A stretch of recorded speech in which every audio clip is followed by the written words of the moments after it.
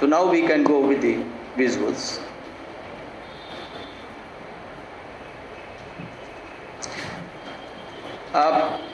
Although I am going to deal with the sculptures, but at the same time, Indian sculptures right from the Gupta period, say 4th, 5th century AD onwards, were the integral part of the temples because they were represented mainly on different parts of the temples. Here we see the shikhar or the spire aspect of the temple, which shows a very vital concept of non-duality. From one, top is one, to many, great. When we go down, we find multiplying the things.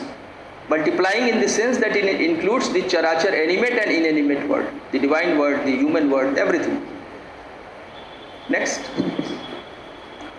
Another example of the temple, the details are given, but you can yourself see the date is given. The same thing is being represented from one to many different forms. You can see the sculptures on the exterior walls. Exterior walls, which is called facade, F-A-C-A-D, or jangha technically. Next. The temples so beautifully made, but different styles could be seen in different regions. It is a time and space. It is from Orissa, one of the greatest creation of Indian art, and it is the Lingaraj temple dedicated to Shiv. You can see the beauty. Next. Now, world famous center of Indian art and sculpture, Khajuraho, in Madhya Pradesh, where we find a group of 25 temples of Chandel period, ranging from about late 9th to 12th century AD, and one of the masterpieces of the greatest creation at Khajuraho is the most gigantic Kandariya Mahadev temple of 11th century AD. You can see the beauty, different parts, which I am not going to, because this is something to be dealt with in architecture, but these sculptures, here you can see. Next. Another temple from Khajuraho, Lakshman. It was a Vishnu temple of Vishnu, but subsequently came to be known as Lakshman temple. Anyway, next. Now comes the sculpture.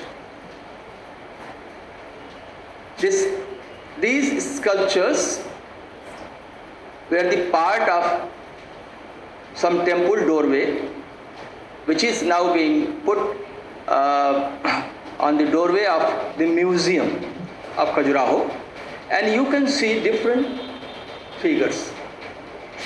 In the center, one can see the figure of that composite image, Ardhanarishwar.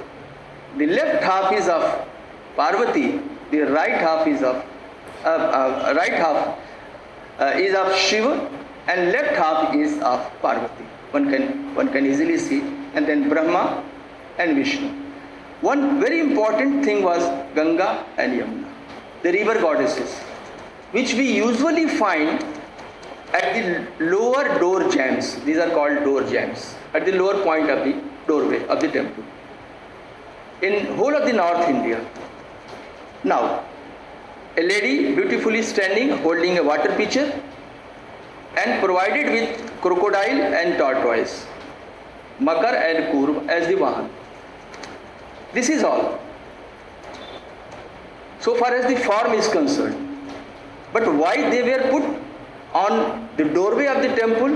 Here comes the concept which explains the rationality of their being at the doorways.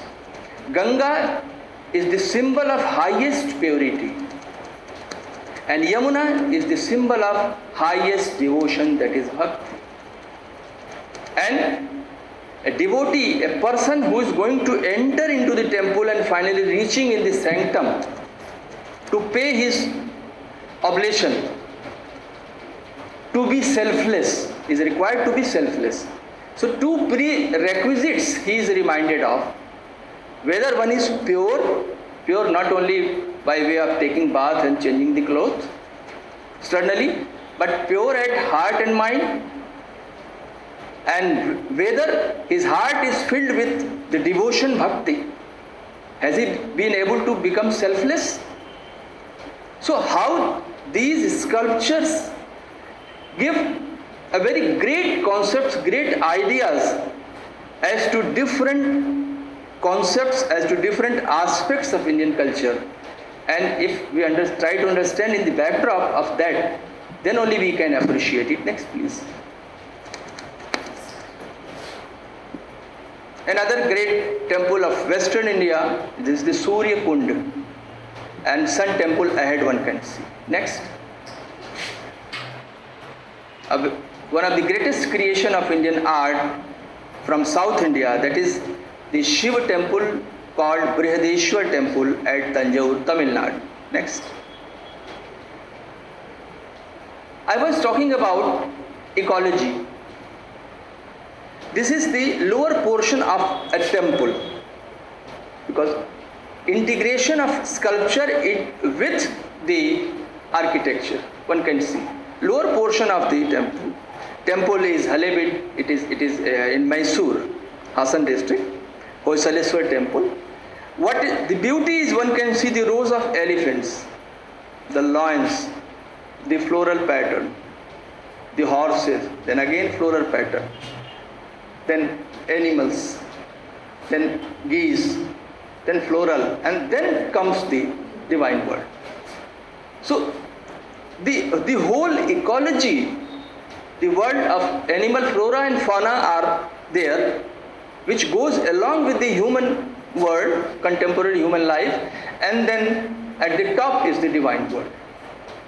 So this is how the suggestiveness of Indian sculpture is very important, and then only, apart from the beauty or aesthetic appreciation, we can understand the reality of the life of those times in sculpture. Next.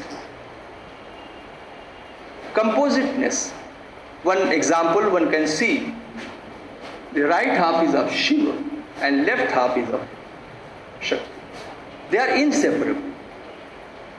So if there is a conflict, sectarian conflict of Shiva and Shakti, Shiva, the devotees of Shiva and Shakti, it could be avoided. So it was to serve a purpose of averting the religious sectarian conflict also. Well, you are fighting for Shiva and Shakti, that one is supreme, another is not, and why the form shows that no, they are one and the same. So a great message to make or sustain the social harmony was given. Next. Another example which comes from South India of Ardhanarishwar. And the beauty is also there. You can see how beautifully the left portion of the goddess is looking into the mirror, because Gauri is said to be the manifestation of the beauty, and beauty is to be testified only through the mirror. So these are the symbolism. Next. Now here comes the union or compositeness of Shiva and Shakti. The Shiva trident, this, and the left is here Shiva and Vishnu. Vishnu is there. So Shaiva and Vaishnav, they are one, is being suggested by such images. Apart from the beauty, so beautifully, anatomical features, the ornaments, so beautiful.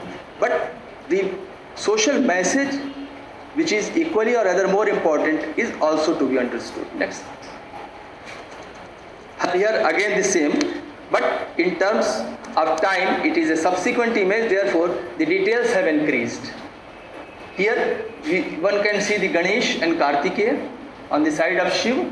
On the side of Vishnu one can see the incarnatory forms of Vishnu, Avatar Swarup Vishnu. Okay. Next. Here comes the Brahmanical Trinity as one. Put on one platform, Brahma, Vishnu, Shiva. the god of creation, preservation and dissolution. The same where Vishnu and Lakshmi are put in one image. And this was a pan-Indian concept. These images show that they are coming from different parts of the country and they belong to different time brackets. Next. This comes from Odisha, Konark. It is in the National Museum at the moment, and one can see how it is the king who is standing with folded hands to worship not one but three deities, Shivaling, Jagannath and Mahishmardini Durga. So by this, and Narasimhavarman was the ardent devotee of Surya because he built that great Surya temple. So a devotee of Surya is worshipping collectively the three deities. The three deities who were most important so far as the Odisha was concerned. Next. This is our national emblem. You must be knowing it. You must have seen it. But just seeing something does not means that it is end to that. We must understand that. Yes, it is beautiful. The proportion, the symmetry, the ferocious lines so beautifully carved, natural. But why are they four? What do they connote? Four means the intention of Ashok, the great ruler who was Buddhist personally, to propagate Buddhism on all the four sides. And the ferociousness of the lion is suggestive of his royal authority as well. That there is a symbolic suggestion of the royal fear also, that one has to do this. And at the top of this was, perhaps most of you might not be knowing, was a big wheel at the top of the lion, having 32 spokes.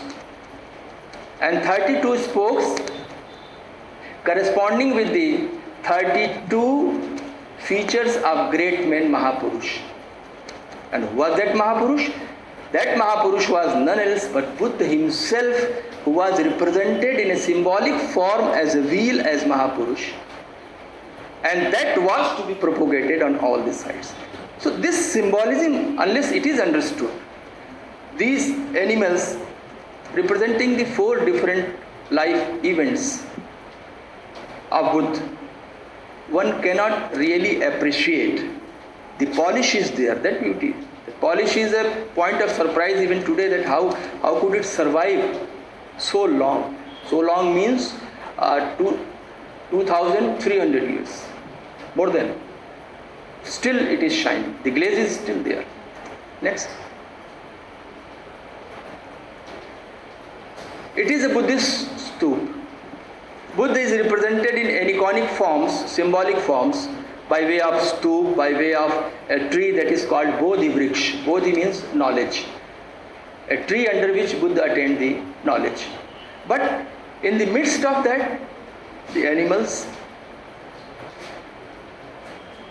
flora, fauna, throughout you would find. The Gaj Lakshmi is here. The symbol at the top. 3.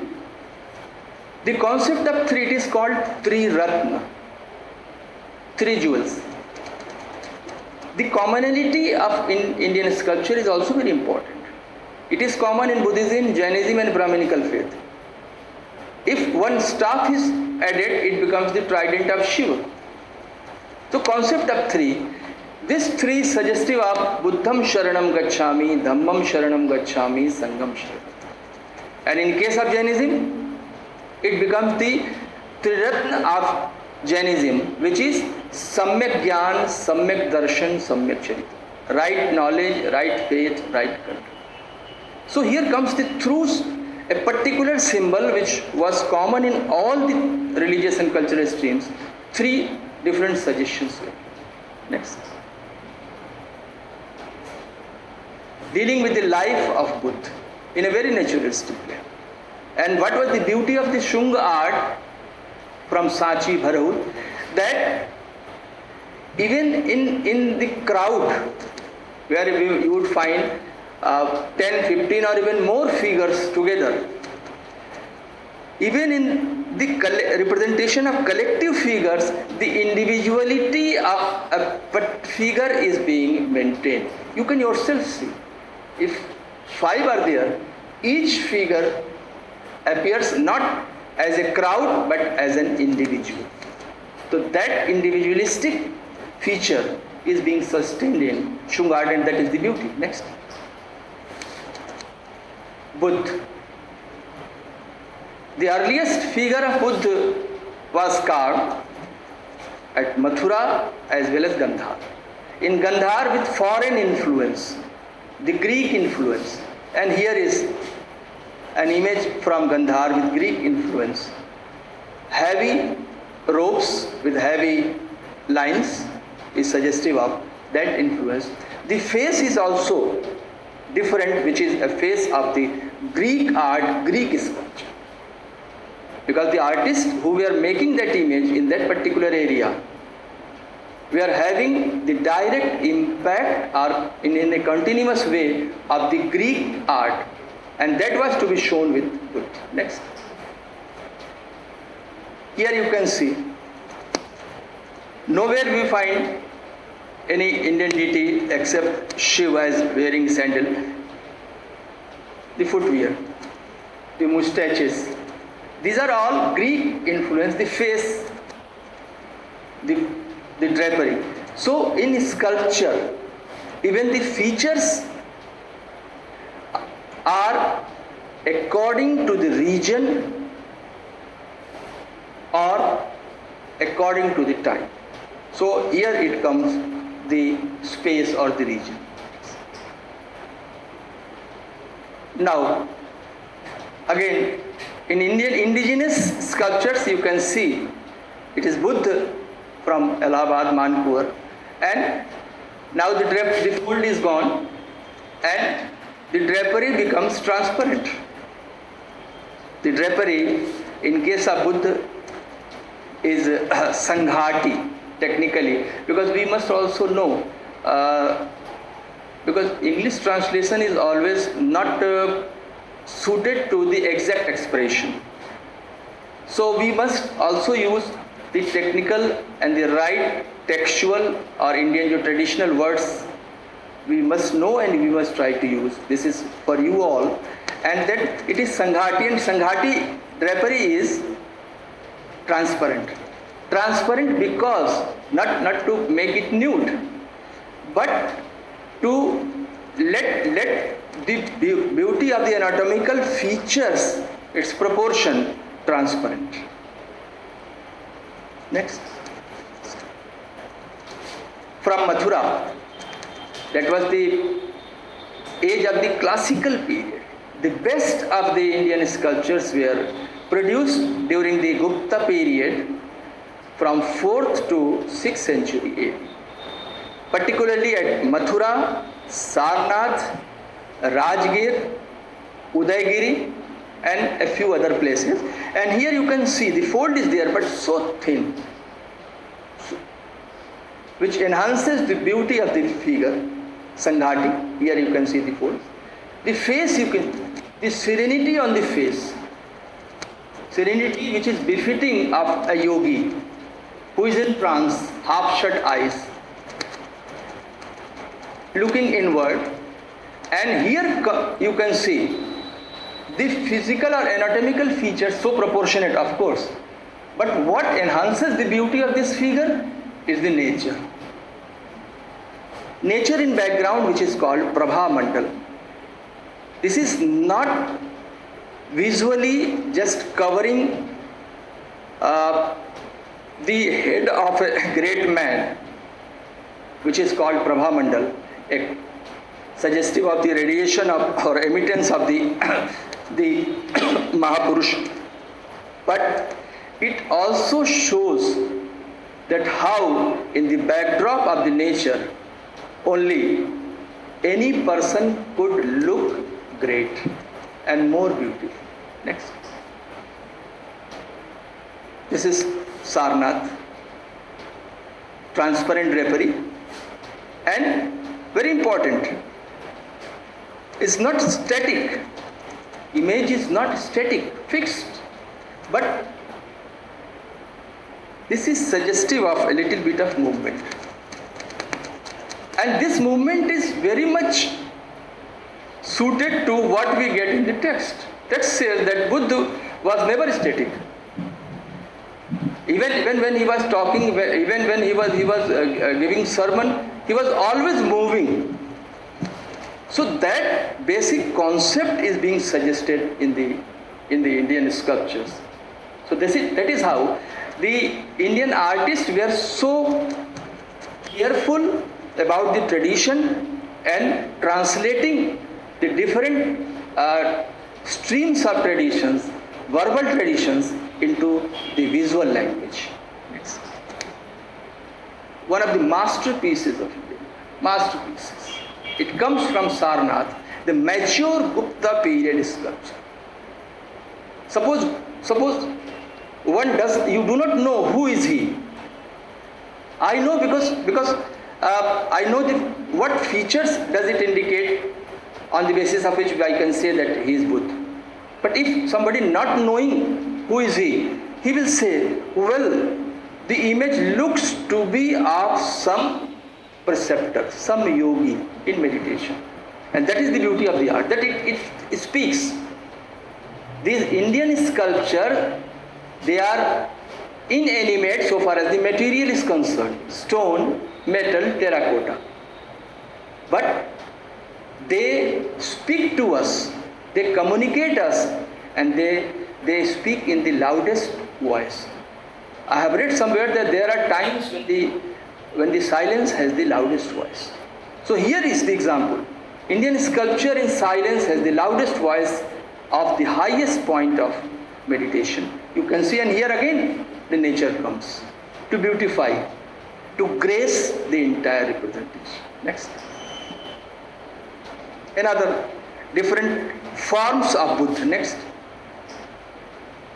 One of the earliest known image belonging to some religious cult, and it belongs to Jainism. One may say it is nude, which one may remind you that of the Greek sculptures, but their nudity was because of some other concept, and this nudity implies the complete renunciation. Tyag, who has left everything. Next. Jain Tirthankar. How will you identify? This is important, because Buddha also sits in this posture this is the posture of meditation, cross-legged. And the Jain pontiff or preceptor also sits. But here one finds an auspicious mark in the center of the chest, which is called Shri Vats. And on the basis of that mark, Shri Vats, you can identify that the image is of a Jain Tirthankar. And also, there is an inscription. If one is able to decipher it, read it out, it will give the name of the Tirthankar also, and the date sometimes. The composite images were made not only in Brahminical art, but you see, this is the Jain image. Shri Vats is here, Dhyan Mudra. But what is important is the two Yaksh and Yakshi, so beautiful. Ambika and Kuber. Kuber holding a money bag, Ambika like a great mother holding a child and a bunch of mango.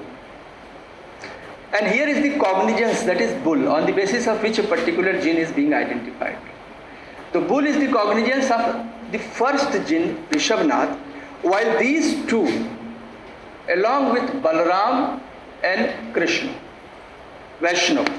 So this Vaishnav association with a Jain Tirthankar, which was, according to text, done with another Tirthankar named Nath.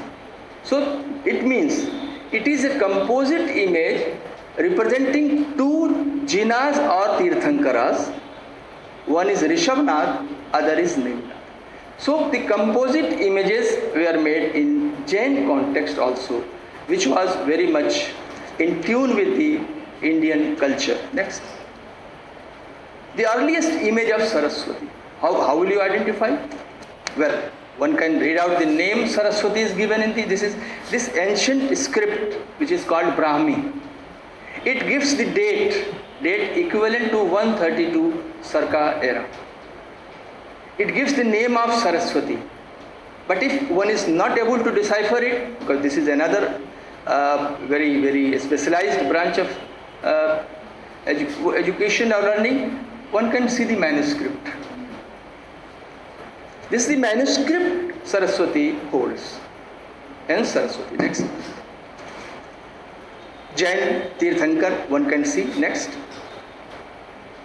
Gupta period Jain Tirthankar. Next. Jain Tirthankar. But who is he? Because of the conch Vaishnav symbol associated with Neminak. Next. Jain Tirthankar associated with snake. The commonality in Indian sculpture you would find. The snakes were associated with Shiva, with Krishna, with Jain Tirthankar Parshvanath and even Buddha. Because tree were associated with all, because these two represent the folk element. The force is the folk. So folk has to be accepted. If one religion, if one art has to go well in the masses, well into the masses. So it was necessary. Commonality, that's Ganesh is there, Kuber is there, Mother is there.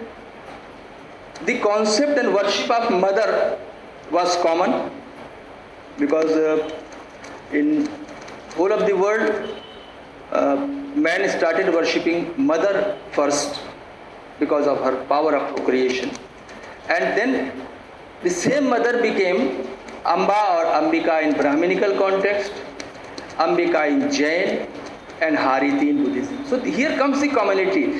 Then wealth is necessary, is the basic need for the society.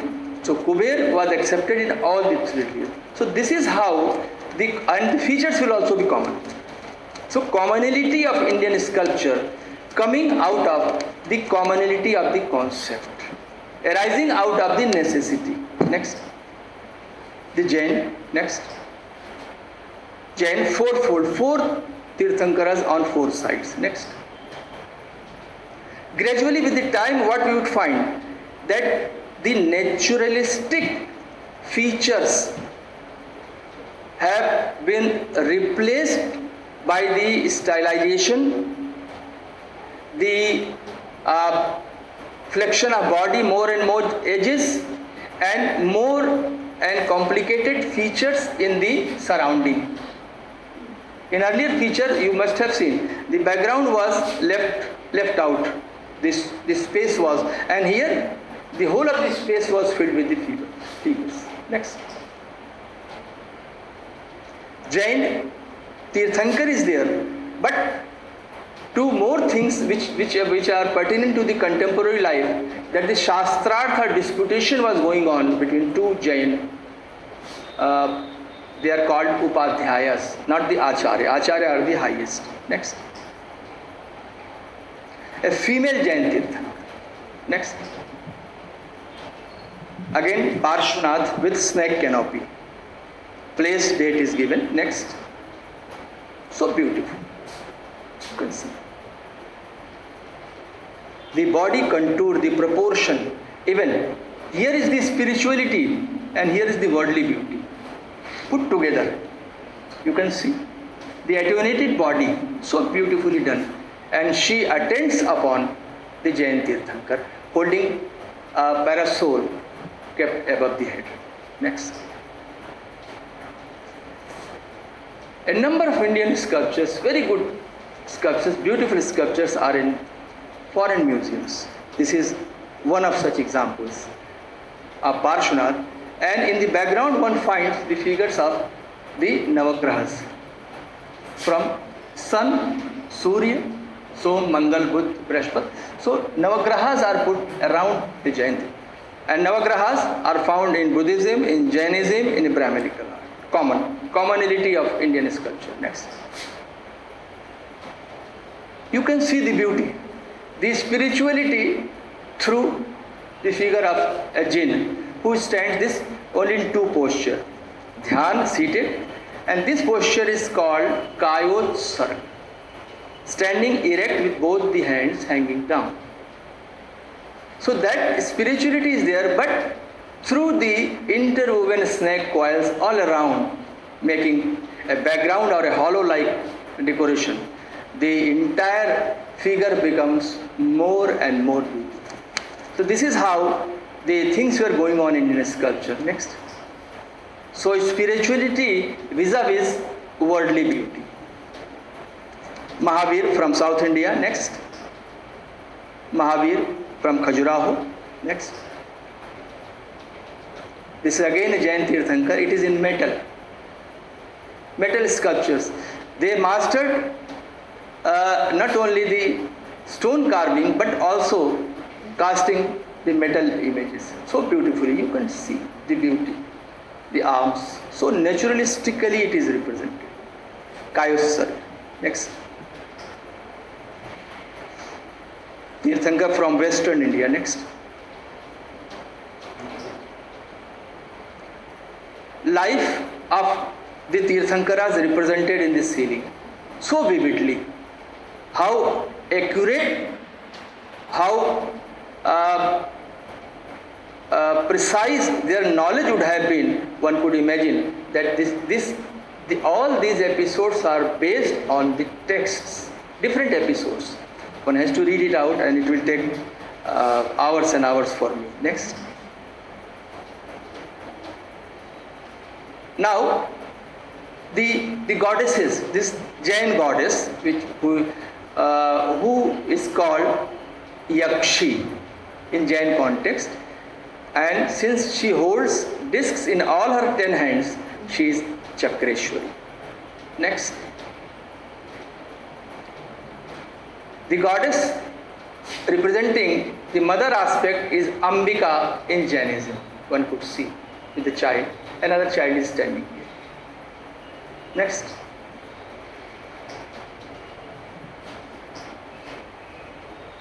Kuber, the god of elephant and money bag. Both are representative or both are symbolic of the wealth and royalty.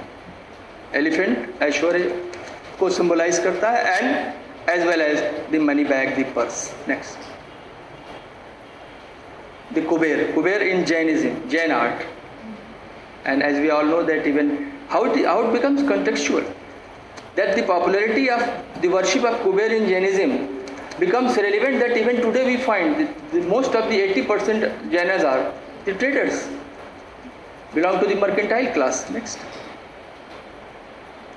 This is one of the most brilliant creation of Indian art, the tallest monolithic religious image of the world. 57 feet high. It is in single stone. It is in Karnataka, Shravanbelgol. And what is the beauty is that in its complete silence, spirituality, here comes the nature in to remain in coexistence with the human body. And nobody is disturbed. Neither this seer is disturbed, and nor it is causing any harm. Not only this only, the snakes are coming out of the entrails all along. So this is one of the best examples of Indian sculpture which shows the coexistence of man and nature. Next. Another example from Devgarh, it is in Uttar Pradesh, Jhansi. Now it is in Lalitpur. It goes even beyond that. One can see the snakes, the lizards, the scorpions also, apart from the creepers. See the beauty? And one is in trance, and the world of flora and fauna are going along with that sector. Next. And here, because in Indian context, the austerity and renunciation were given the highest priority. One was worshipped not because of his royal possessions, but was worshipped only because of the point of his renunciation and austerity. And since he has renounced everything, he has been put along with the Jain Tirthankaras. Tirthankaras are the highest in Jain worship. Nobody is supposed to be equal to him in Jain worship. But one, because of his highest austerity and renunciation, becomes or was put along with the Jains. Next. It is the elder brother of that Bahubali you have seen earlier, who was the supreme ruler, Chakravarti. But he was not worshipped as Chakravarti. He was worshipped, he became an object of worship. How the images suggest the very soul of Indian culture. He was worshipped only when he renounced everything. And here comes the renunciation. He has renounced the shield, the thunderbolt, the horse, the elephant, all the insignia of royalty and the 9 jewels. Then he becomes. Next. Saraswati. Saraswati put along with the Jain Tirthankaras. In Jainism, she was popular. In Buddhism, she was popular. And in Brahminical faith, we do know that Saraswati. Next. One of the most beautiful images of Saraswati comes from Jain tradition. It is from Pallu in Rajasthan. At the moment it is in National Museum. You can see the beauty. It is in marble. Every bit of decoration, so minutely done. It shows the dexterity as well as the artistic excellence and the face. And here comes the flexion. The work of flexion gradually increased in Indian sculpture with the advance in time. More and more figures around the main figure increased with the advance in time. Next. Saraswati from South India. Next. You must have seen even in today's worship some sort of such pothis or manuscripts wherein the pages are turned like this. So Saraswati holds that ancient type of the Jain Jivanta Swami. Next. Jain Ayagpat, showing how the symbol and the human form were worshipped together and represented together in art. Next. In Jainism you find an episode of Kaliya Mardan, Krishna subduing the snake Kaliya. It comes from a Jain side, world famous Dalwada. Next. So beautiful. Here architecture and sculpture becomes one, unified, integrated. It is the architecture. This is the ceiling of the Rang Mandap, so beautifully done. And it is the figures. Next. The female goddesses of Jainism. Next. Kartikeya, Brahminical deity Kartikeya, so beautiful. How will you appreciate it? That Kartikeya is Kumar. Kumar in adolescence. The face you can see yourself. Another point to be looked at, that his hairs are done in several tufts, which is called Kaak Paksha Shaili. The hair done in the pattern of the cock, a crow. And another is this. Even today we find that particularly in rural area, that to save the young children from the evil spirits and all that, some this Vyagra Nag, the nails of the tiger are put. So this is beauty. And another artistic excellence is that instead of showing the hollow behind Kartikeya, the son of Shiva, how the artist has used his imagination, that the entire spread of the fur of peacock has been shown like making the hollow. Next, Gupta period it was, and Gupta period was the marvelous so far as the expression is concerned. Here you can see Krishna lifting the mountain. This is good, beautiful. Here again he is Kumar, the same thing. But what is to be particularly seen is that he is the Almighty God, incarnation of. How it has been suggested? Because image is not going to speak anything. You will have to understand, because that has been imbibed into it. So you will have to break its silence, and it is the way he stands is at ease. Even in the act of lifting, doing such great thing, lifting the mountain, he stands at ease. And not only that, but he is lifting the mountain with left. So these are the beauties through which we can better appreciate. Next, one of the masterpieces of Vishnu reclining on the bed of snake, which is called Sheshanag, and Lakshmi is just. Next, Vishnu coming to rescue at the call of his devotee elephant, to rescue him from the graph, and who is just apologizing that I didn't know that he's your bhakt. Gajendra Moksha, emancipating the Gaj. Next, beautiful representation of the fight of Durga Mahishmardani and Mahishasura. What is the beauty? That image speaks for itself, that who is going to win. You can yourself say that this retreat posture is suggestive of that he could gauge, he could see his imminent defeat. Retreating posture. While the way the goddess is sitting, the confidence that she is going to win. And one is fighting from the sky because of this here, and one is at the ground. So the entire episode, stone inanimate, figure fixed, but still the life, the suggestion, the movement, the episode, wonderfully one could see in Indian sculptures. Next. The goddess of wealth, Lakshmi. We all worship in all the tradition, and even today in domestic worship, Lakshmi is very, very common, because we all aspire for Lakshmi or the wealth.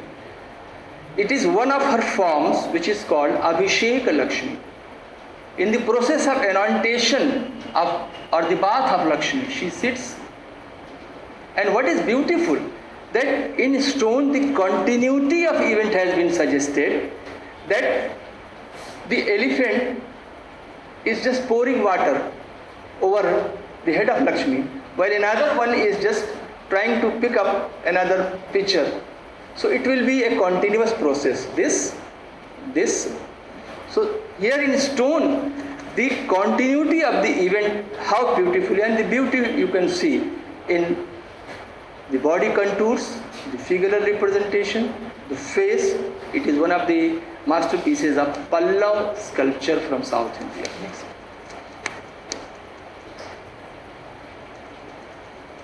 This is again one of the marvelous and rather surprising creation, open air rock cut sculpture at Mahabalipuram, which represents the descent of Ganga from heaven. The entire episode, how Ganga, you can see how the artist could visualize the whole thing. I'm just moving very fast. Surya Namaskar, after bath pranam, just trying to squeeze the hair. Someone is coming out with a pitcher. And here is Shiv, Bhagirath. So entire episode and the occasion is so pious that the word of divinity has appeared to celebrate this occasion, the occasion of coming of Ganga on the earth. Elephant figures so natural, you can see. They have so beautifully tried to understand and represented the best posture of the animals. You can see elephants. Elephants move in group. Their baby elephants move like this. The best posture of a deer could be like this. So they have not only tried to understand the world of divinity, the human forms, but the forms and nature of the animal world. Next. This is the wedding of Shiva and Parvati. Parvati Pariday. Shiva, so beautiful. Parvati, like a bride with a somewhat shyness, and Shiva is holding the palm of, and either Agni is there. This is the posture of moving around the fire, about to complete. So how, and it shows not only the wedding of Shiva and Parvati, not only the beautiful representation of the forms of Shiva and Parvati, you can see the size, and as compared to the size of Shiva, the size of, coming only up to this point. So every bit of detail they have been so careful, and also it shows the continuity of tradition of wedding in Indian society. Next. The same sculpture, but of subsequent period, therefore more intricate ornament, but less animated natural expression. Next. Cosmic form of Vishnu. Next. Ravan uplifting the mountain Kailash. Three aspects. Arrogance is there, the pride is here. He could not do it. Shiva, Mahadev, the supreme god, he knew everything. He was not at all disturbed, perturbed. So he is complete at ease. While because of a little bit of shake of mountain, what happened? That Parvati, out of fear, just came closer to Shiva. And still Parvati's, you will call it friend, is just is fleeing out of fear. So different moods and modes and different aspects of one, because it becomes very difficult. In narration, literary, worldly narration, we can attribute 50, 60, 70 pages for this episode. But in sculpture, we have limited space, and in one single sculpture we have to represent it. So we will have to pick up different episodes, different points and movements to make it more and more accurate. And in that context, Indian artists, were superb, no doubt. Next. One of the masterpieces, you all know, perhaps many of you must have been seen, Mahesh Murti of Elephanta. This is the great form of Shiva, wherein it is none else but Shiva himself having three faces. But it was said that it was having one more face on the back, and one face is invisible, that is Ishan or space. Next. Again, different manifestations of Shiva. Next. Gajalakshmi or Abhishek Lakshmi, you have seen another example. She is sitting in the pond of lotus. So beautiful. Next. Mahishmardini, Durga. The force, the dynamism you can see. Here also the force and the dynamism you can see of Shiva. And even in the act of dance, the balance, the rhythm. Balance and rhythm. And balance and rhythm with the cosmos. So it has got so philosophical suggestions to make, besides its beauty so far as the form is concerned. so far as the other details are concerned. Next. Another form of Vishnu, incarnatory form, Trivikram. Next. On walls, how do we find these sculptures? And how it becomes very contextual. If it is Surya, it is Surya. Then on two sides, his two sons were represented. Here is Revant, here is Manu. So here comes the integration or the contextuality of a temple with this sculpture. Next. It is a form of Shiva wherein he is honoring none else but his own devotee. Chandesha Anugrah. Chandesh, Anugrah means compassion, extended to his devotee Chandesh. But what is the beauty of a sculpture is that you just see that he is not doing it in a casual way.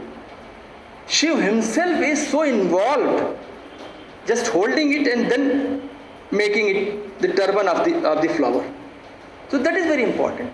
That even in the act of honoring a devotee, Shiva is so serious about it. And what is the state of devotee? He is lost, just lost, unbelievable. What is going on? Next. So this is how to appreciate Vishnu. Next. Dancing Ganesh. Next. Shiv Parvati. Next. Dancing Saraswati. So beautiful. On the walls, but the flora above. Next. Surya. Next. Next. The humorous scenes were come. Even today we find that at the time of the Holi and on several occasions, such things do occur. To catch hold of something which is put at the height, and this is the way how the people do. Next. Again the humorous scene. Next. Royal figure. This is the portrait. It is the portrait. A portrait of the ruler Kanishk. And the portrait is suggestive of the grace, the force, the royalty and the dignity. And that is the beauty. That it looks, even if we do not know the inscription gives the name of the ruler. Then also we can say it looks to be the figure of some ruler, some royal person. Flying, hovering figures, couples.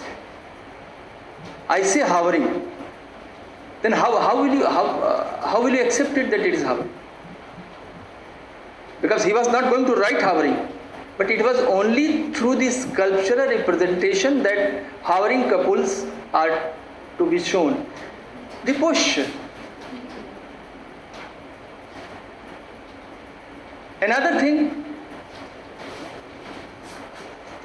in the act of hovering, the dupatta you can see. And another is the cloud. So three indications. So sculptures have so many suggestive elements to communicate you the real meaning, the real sense. Next. The world of beauty.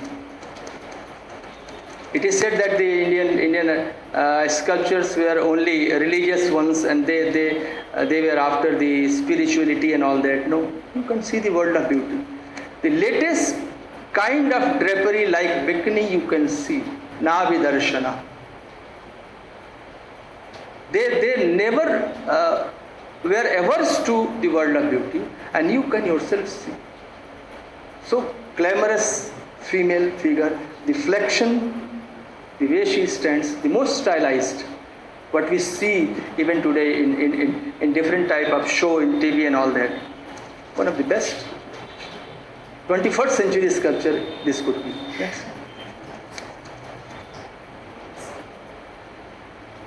Another beautiful sculpture writing a letter to the beauty. Nature is there, and even in the act of writing, the style is there. Through the body flexion, the sensuousness and the beauty of the feminine beauty is being suggested the way she stands. And also Another point is the woman literacy in ancient India. Next. Holding a baby, Putra Vallabha. Technical name are there. Earlier was the Patra Lekhana. This is Putra Vallabha, playing with the baby. So even this Apsara or damsel playing with the baby has the motherly aspect to be suggested. Next. Darpana, looking into the mirror to decorate herself. Because I have told you, the mirror is the only symbol which becomes witness to the beauty. We, either the male or a female, after the initial preparation, they just look into the mirror how beautiful they look. So next. This is called Vivastra Jagana, undraping herself or arranging the drapery. The beauty of it comes from Karnataka. The nature is here. I will just explain, take 1 minute and explain the scorpion is here. Kalidas has said Tras is fear. Out of fear, finding scorpion, it was on drapery. She did it like this. So it came here, and then she is to arrange her drapery or sari again. And this was the private moment. How artist encroached upon the private movement of a beautiful lady to give it or make it the world of beauty. So many concept things were going on. Next. Perhaps this was the last dancer. Beautiful dancer with the nature. She is ghungar. The attendant is standing with a ghungar in preparation, and here you can see the social status also. The status of a dancer and the status of the female attendants attending upon her at that point of time. So many suggestions coming through these sculptures, which were not merely the point of beauty, different aspects of beauty that was there, but social, religious, philosophical, so many other aspects could be seen. Next. Perhaps this was the last. Darpana, looking into the mirror. Next, plus. Daily life, dance and music from Khajuraho. Next. Teaching is going on. Education, see. Next.